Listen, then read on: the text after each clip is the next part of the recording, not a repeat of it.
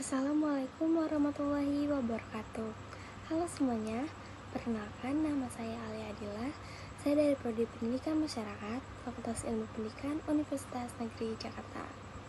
Pada video kali ini, saya akan menjelaskan secara singkat mengenai model proses riset aksi komunitas pendidikan masyarakat. Nah, lalu apa saja sih yang akan kita bahas? Yang pertama, pengertian. Yang kedua, landasan penelitian, metode kualitatif, metode kuantitatif, pendekatan metode campuran, metode riset aksi partisipatif atau PAR, dan yang terakhir, mengevaluasi dan merefleksi riset aksi. Baik, langsung saja masuk ke materinya. Yang pertama ini ada pengertian. Jadi proses riset aksi komunitas adalah pendekatan untuk memahami dan memperbaiki masalah dalam suatu komunitas melalui tindakan konkret. Riset aksi komunitas dalam pendidikan masyarakat melibatkan identifikasi masalah, pengumpulan data, dan analisis untuk merumuskan rencana aksi. Komunitas aktif terlibat dalam pelaksanaan program pendidikan dengan mengevaluasi hasil yang membimbing perbaikan berkelanjutan. Nah, proses ini mempromosikan partisipasi aktif dari komunitas, memanfaatkan sumber daya lokal, dan perubahan positif dalam pendidikan. Yang selanjutnya, landasan penelitian. Riset aksi komunitas dalam pendidikan masyarakat mendasarkan prinsipnya pada partisipasi, keadilan sosial, dan pemberdayaan. Hal ini dibangun atas teori kritis dan siklus berulang perencanaan, tindakan pengamatan, dan refleksi. Metode ini memungkinkan kolaborasi yang responsif terhadap kebutuhan masyarakat. Nah, fokusnya adalah memastikan solusi kontekstual dan berkelanjutan untuk masalah pendidikan. Dengan pendekatan ini, riset aksi komunitas bukan hanya sekadar metode, melainkan alat efektif untuk mencapai perubahan positif dalam dunia pendidikan masyarakat. Nah, kita akan masuk ke metode yang pertama, yaitu metode kualitatif. Metode kualitatif sangat penting dalam riset aksi pendidikan masyarakat karena memberikan wawasan mendalam tentang pengalaman manusia, interaksi sosial, dan budaya.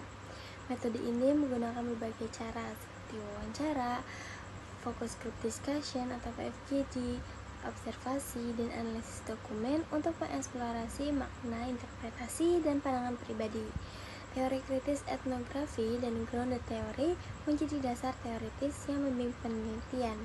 Kelebihan metode kualitatif ini meliputi fleksibilitas dan responsivitas terhadap kebutuhan dan konteks penelitian, memungkinkan penggunaan teknik dan sumber data yang beragam. Peneliti ini juga harus memperhatikan etika seperti informed consent dan perlindungan privasi, sambil menjaga refleksi dan keadilan sosial. Nah, secara keseluruhan, metode kualitatif ini membantu memahami kerumitan masyarakat, memperkuat suara mereka, dan mendorong perubahan positif di pendidikan. Selanjutnya, metode kuantitatif. Metode kuantitatif memungkinkan pengumpulan data numerik dan analisis yang terukur. Berbeda dengan metode kualitatif yang sebelumnya, fokusnya lebih pada pengukuran objektif dan statistik. Dengan cara ini, peneliti dapat menemukan pola atau hubungan antar hal-hal yang diukur. Dengan ini membantu dalam membuat keputusan atau mengevaluasi program berdasarkan bukti yang jelas. Nah, namun dalam melakukan ini sangat penting untuk selalu memperhatikan aturan dan prinsip-prinsip etika agar penelitian kita dapat diandalkan dan berguna.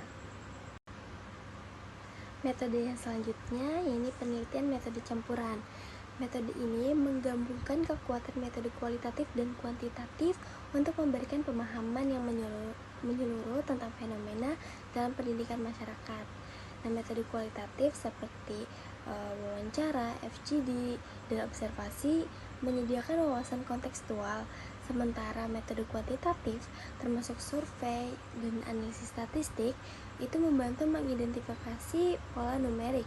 Jadi peneliti memanfaatkan kekuatan masing-masing metode untuk memperkaya temuan dengan perspektif yang berbeda. Jadi integrasi data bertujuan menyajikan interpretasi terpadu, peningkatan validitas temuan. Jadi pendekatan ini walaupun kompleks, memberikan kerangka kerja yang kokoh untuk riset aksi. Jadi memungkinkan pemahaman holistik fenomena sosial dalam pendidikan masyarakat. Selanjutnya, metode riset aksi partisipatif atau PAR. Riset aksi partisipatif adalah metode yang melibatkan aktifnya masyarakat dalam penelitian untuk mendorong perubahan sosial dengan menekankan kolaborasi, kesetaraan, dan pemberdayaan. PAR ini menggunakan teknik seperti wawancara dan survei partisipatif untuk mengumpulkan data yang relevan.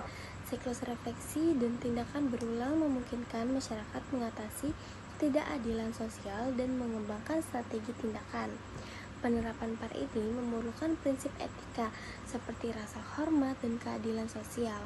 Dalam intinya, PAR ini menjadi salah satu sarana untuk menciptakan pengetahuan bersama, memupuk solidaritas, dan meraih keadilan sosial dalam pendidikan masyarakat. Nah, pembahasan yang terakhir yakni mengenai evaluasi dan refleksi. Evaluasi dan refleksi menjadi bagian penting dalam riset aksi pendidikan masyarakat, karena dengan evaluasi menggunakan survei dan wawancara untuk mengukur pencapaian tujuan proyek, sementara refleksi melibatkan dialog partisipatif untuk memahami temuan evaluasi dan merancang strategi perbaikan. Jadi pendekatan ini meningkatkan kepemilikan dan kesadaran kolektif meskipun harus mengatasi tantangan seperti keterbatasan sumber daya dan ketidakseimbangan kekuatan. Nah, ini merupakan pembahasan terakhir kita. Saya harap video ini dapat membantu dan memberikan gambaran mengenai model riset aksi komunitas pendidikan masyarakat. Nah, baik, mungkin segitu saja video kali ini. Saya ucapkan terima kasih. Wassalamualaikum warahmatullahi wabarakatuh. Sampai jumpa.